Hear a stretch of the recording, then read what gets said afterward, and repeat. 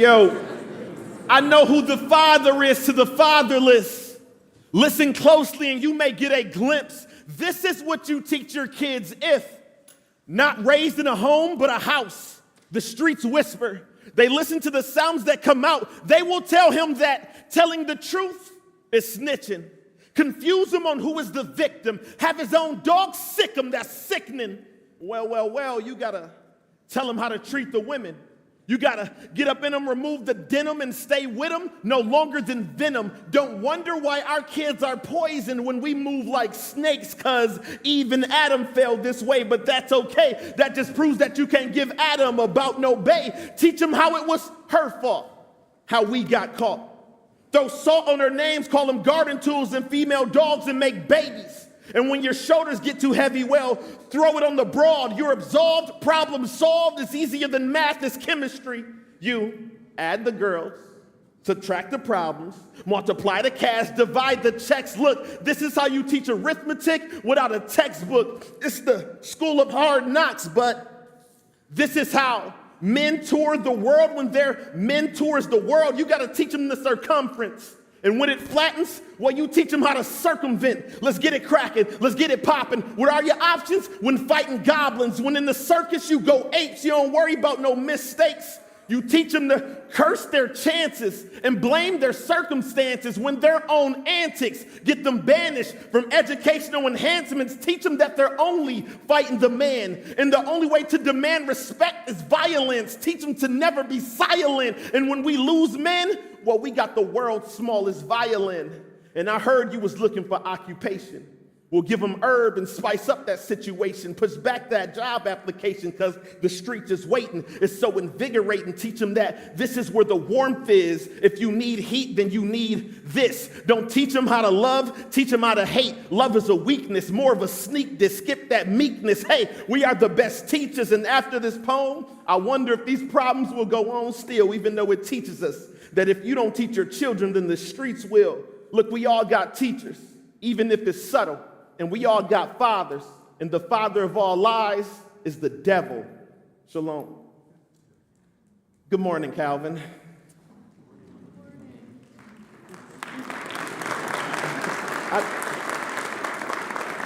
I don't need that, but I would like to hear a hearty good morning. Good morning, Calvin. Good morning. There we go. I knew y'all had it in. Y'all great. I do poetry. Some other people call it spoken word as well. And I'm so glad that I get to share some of it with you today. And I have a friend of mine who's going to come. But I want you guys to understand, some of you maybe have heard spoken word before. Does anybody know how you show the poet that you're following and you're listening? Yeah, you just give snaps. And I always say, if you don't know how to snap, if you do this while everybody else is snapping, nobody knows that you're not making sound. But I'm going to invite a brother of mine who's going to do some poetry with me for our chapel this morning. So can you all please snap it up for my brother Scott? Don't hassle the Hoffman. So, my name is LeMarr Chandre Jackson, and I have the privilege of doing some amazing work here in the city. I work as a youth pastor at Madison Square Church, and you are? I'm Scott Hoffman. I'm a teacher. I went to Calvin myself, graduated 2011. Glad to be back here. Beautiful place. So long ago before it was university. So, I do want to say that we use poetry to live out the missions that we're called to. And I hope that everybody in this room is on a journey to find what mission is God calling you to? What things does he call you to? And I think it's really easy to figure that out when you start figuring out what makes your heart burn with passion when you hear about it. So for me, it's facing injustice. Whenever I read scripture like Micah 6:8 that talks about seeking justice, or Isaiah 58 that talks about it's not just the rituals that he wants from us, that's God that is, but he actually wants us to live out justice. Or when I hear about 2 Corinthians 5:18 where God calls us ministers of reconciliation, when I hear those verses, my heart burns with passion. And so I know God has put something in me to try to be about that, to do some things for it and against it, to stand up against.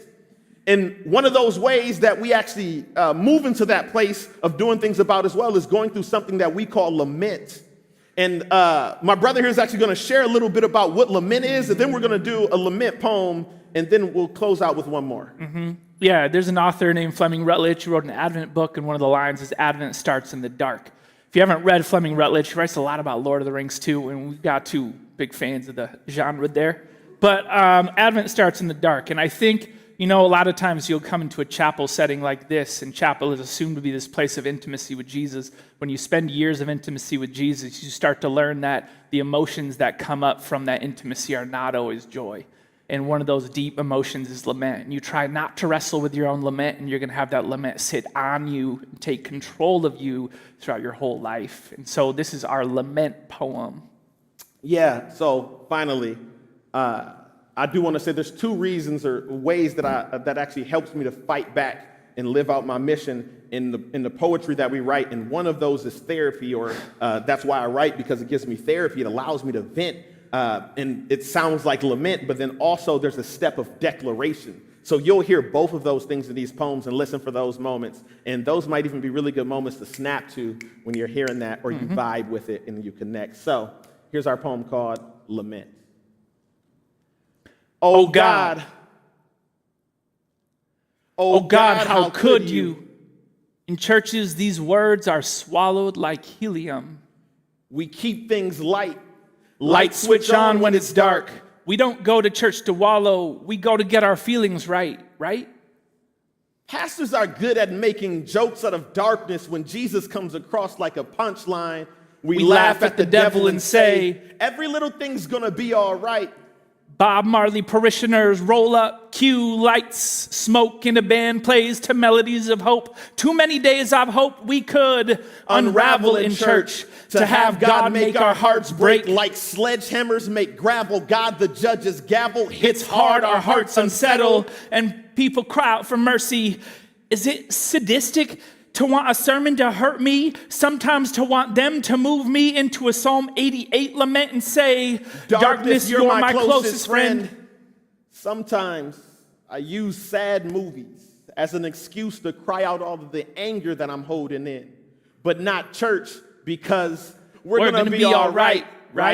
Keep praying and tithing and living the righteous life. Oh God, how could you let us lament? How could you let a Cain leave a Lamech? In layman's terms, that's 77 post-mortems. That's pull up to a 7-Eleven mag 10 to heaven and another RIP screen print to sell. How could you call free men to fake freedom? No Morgan Freeman to Shawshank, no redemption. We create book drives for kids when they can't even read them. You keep them wanting Lambos and mansions when you can't even feed them. But we're gonna be all right? Keep praying and tithing and living that righteous life. Oh God, how could you let my people suffer, giving us promises to prosper, proverbs and proclamations of stomping on Satan. And I know that you taught David through the prophet Nathan, yet I profit nothing. And I find this something quite curious. Are white people just delirious while my people die by genocide? Seriously, white people hold this sin inside, mysterious to me, but let them. You sit by and watch while we get shot on the block. And what did we do to deserve this danger? How did we invoke your anger? And I acknowledge that you've been through the manger, no stranger to being in danger, but at least then you were heard when you cried out, thank Jesus for Mary. But we're gonna be all right? Keep praying and tithing and living the righteous life. Oh God, how could you have so many reservations of restoring First Nations, or the notion of reparations to cover funeral costs for the slave ships? Here's your remnant living as tenants, Babylon, Jerusalem, hope and despair, played like tennis, racketeering, red line steering, tenants bring the rent and find they're selling. Black business folds is gentrifying, origami city planning, make it look fly on paper, give it wings to see it failing. Or let's talk pro-choice, yearly 800,000 lives cut short of their time. Pro-life, yearly 50,000 youth into the prison pipeline. Oh God, what's life if children are just born to see them flatline? But we're gonna be all right? Keep praying and tithing and living the righteous life. Oh God, how could you? Allow this violence caused through poverty. I mean, I believe in your sovereignty, but I sit back solemnly, but not Solomon-like. So much lack of guidance in my neighborhood, and my neighbors are hood, always wishing somebody would. Hand on the metal, too eager to show the peace. Chuck the deuces, say goodbye, sayonara in my streets, and they tell me that their bullets are single and they're ready to mingle. But God, I hope you're bilingual, because sometimes we can only speak poetry. But we're going to be all right, right? Keep praying and tithing and living that righteous life. Oh God, how could you? The father of lies is down here conceiving plots, placing thoughts in the heads of your people. Your people. You tell them to love their neighbor, and they don't. You tell them to love their enemies, and they won't. I wish I was speaking in similes. Your people don't mimic the name Christian known in infamy, and simply we've forgotten how to engage the world as Christ did. A city built on a hill, but then we slid, rebranded it as sled, thinking, how much fun can we have on the way down?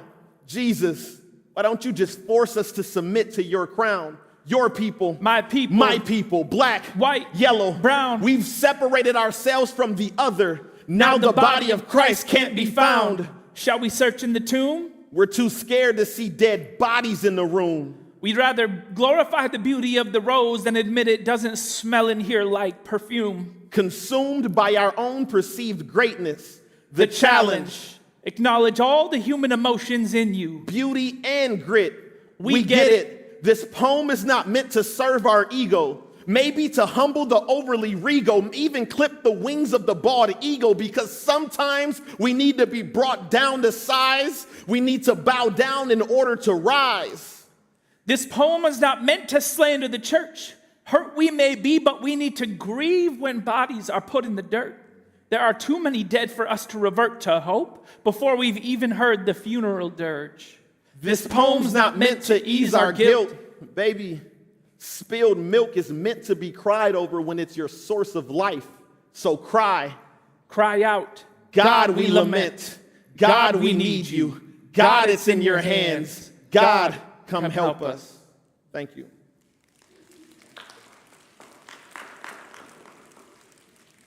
So that was the poem of lament. And like I said, it's often a form of therapy for me as I go on this mission to live out the things that God is calling me. But the thing about lament is you're not supposed to stay there.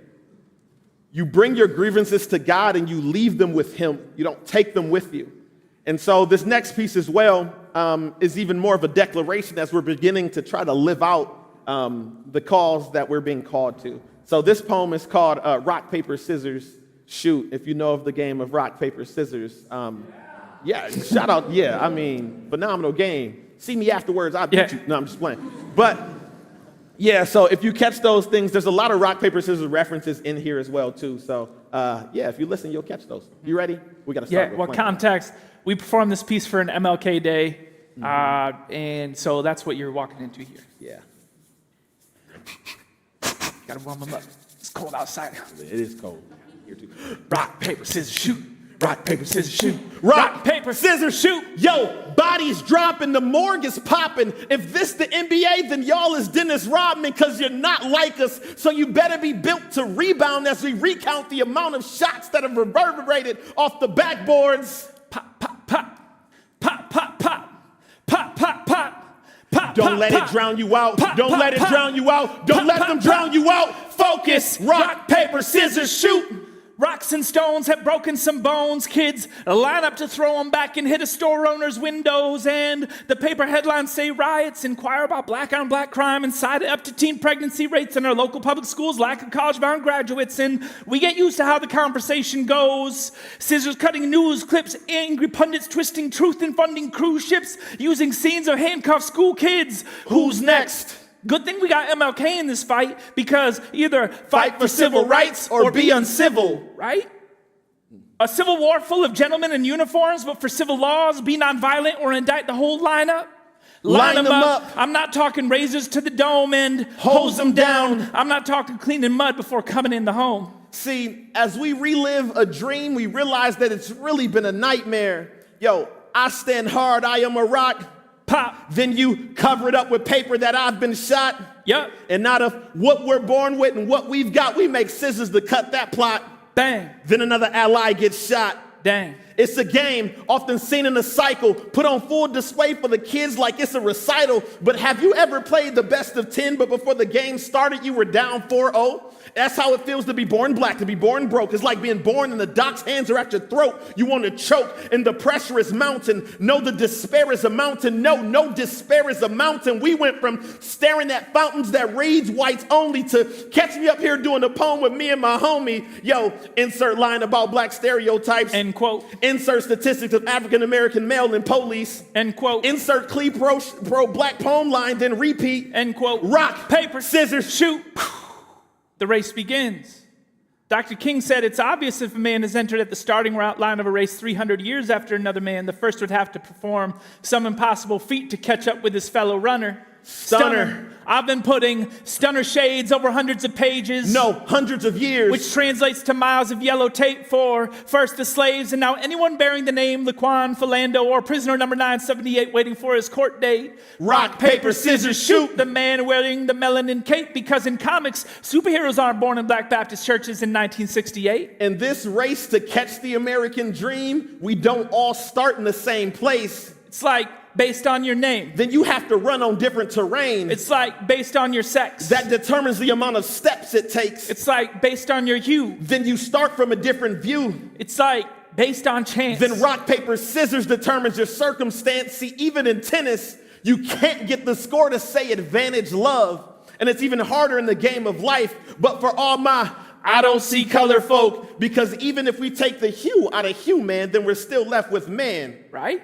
Well, I wish it was that simple. It's like believing that America went through its teen phase without a pimple. Don't be deceived. Don't be naive. Don't fall asleep. To not see color is to not see. Tragic. I can't even say savage without the added baggage. We gotta be avid backtrackers to rebrand it. The American dream, what does it really mean? But alone these thoughts I cannot bear. So let us not wallow in the valley of despair. And I say to you today, my friends, even though we face the difficulties of today and tomorrow, and I still have a dream, it is a dream deeply rooted in the American dream. E pluribus unum. Do we participate in the politics of cynicism or a politics of hope? And I just hope that we have the audacity to grab the first stone.